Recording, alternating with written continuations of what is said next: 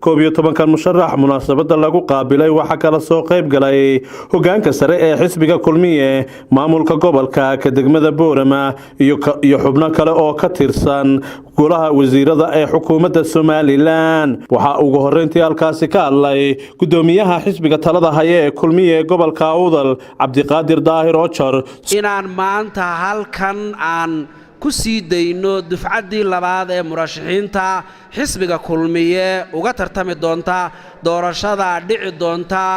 31 May ee isa saaran ee golayaasha deegaanka iyo golayaasha wakiilada waxaan halkan ku wareejinayaa xubnihii habar muuse oo ah musharax Ali Xuseen Nuur بيكسي بنت اللباضة فؤاد يوسف عثمان مشرحي وصوح لي سلطان أبشر محمد دعالي وحنا نقول بيش موسفينا أن كاني فؤاد وحنا دورني ولها وكيلنا وعكروا كعجة أحمد علي حدي soo dhawaadna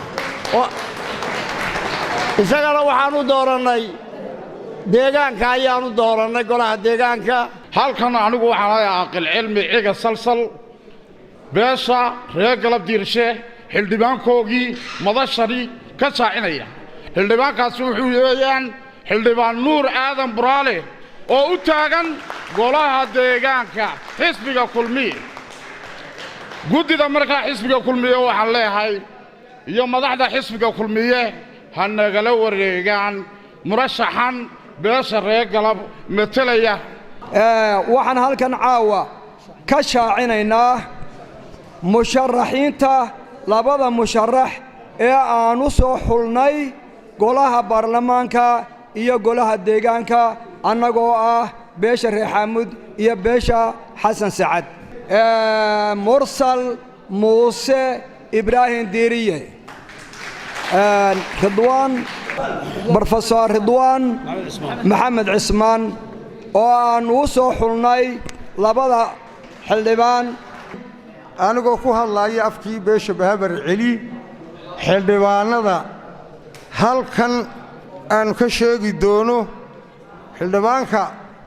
baarlamaanka aan u soo xullay xisbiga kulmiye markaynu dhan walba u eegnay waa Mahdi Cumar Sheekh golaha baarlamaanka waxaanu guddoonsiinaynaa madaxda xisbiga gudoomiyaha xisbiga ku xigeenkiisa golaha deegaanka ayadana waxaanu u soo xullay oo halkan ku diyaara Daahir Barkhad Ali golaha deegaanka saylac waa Daahir Barkhad Ali waxa loo yaqaanaa xildhibaan daaliye waxa kale oo isaguna golaha deegaanka aanu diyaarinay degmada Boorama oo u soo xulay Abdi Saleebaan Xaashi Abdi Saleebaan Xaashi golaha deegaanka Boorama ka kale waxa weeye waxaan halkan idan ku soo xulay golaha deegaanka Boorama Khalid Xaaji Nuur Abdi wixii intaasi ka dambeeyay waxa hadalka iska daba qaatay mas'uuliyiinta maamulka gobolka ka degmada iyo guud ahaan wasiirada wasaaradaha ganacsiga caafimaadka iyo beeraha ee Somaliland iyo gudoomiye ku-xigeenka labaad ee xisbiga talada haya ee kulmiye Axmed Cabdi Dheere waxaana dhamaantoodba ay soo dhaweeyeen musharaxiintan iyagoo halkaasi ka soo jeeday hadallo iskugu jira dardaaran iyo mahadnaq waxaanu idinku soo dhaweynaynaa oo idin rajaynaynaa guul in Ilaahay idinku garab galo hawsha la idin soo xushay aynu hareeraha ka taagnaan 11 iyo 11kii horeba 22 26 baa idin ka rabo mala 4 baa idin gobolka ka dhaw ma filayaa afartana soo dedejiya wasalaam waxaynu aray waxa weeyi in laga wada shaqeeyo codkii ay ku soo bixi lahaayeen ay ku noqon lahaayeen ama golaha baarlamaanka ama golaha deegaanka taasina waxay ku xidhan tahay odayaasha dhaqanka iyo taageerayaasha beelaha ay ka soo jeedaan inay kabaha u gashadaan siday u soo bixi lahaayeen qarankii ciddii aynu islahayn way hoggaamin kartaa